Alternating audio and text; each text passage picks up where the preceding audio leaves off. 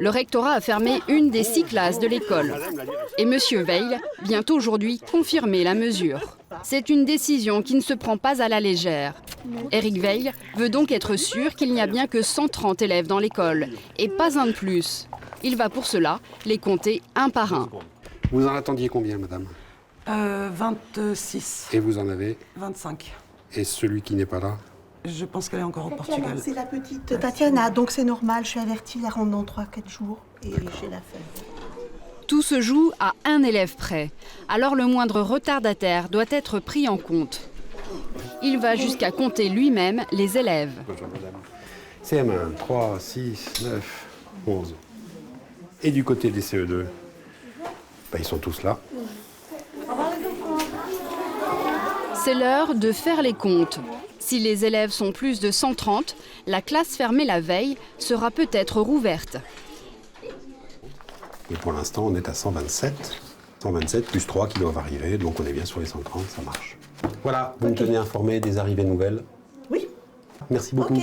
Bonne journée. Les enfants seront bien 130. L'inspecteur confirme donc la fermeture de la classe. Mesdames, Cette année, l'école ne comptera plus que 5 classes. Résultat, les élèves seront plus nombreux dans chaque cours, 26 en moyenne, contre 23 l'an dernier. Comment vous définissez cette situation? C'est gérable pour vous? Je dirais des effectifs chargés. Et pour la qualité de l'enseignement aux enfants, comment vous jugez ça? La mission d'équipe est s'adapter au mieux aux conditions qui nous sont données. La réponse est diplomatique. Très bien, je vous remercie madame. La directrice ne veut pas critiquer la décision de sa hiérarchie. Mais 26 élèves par classe en primaire, c'est beaucoup.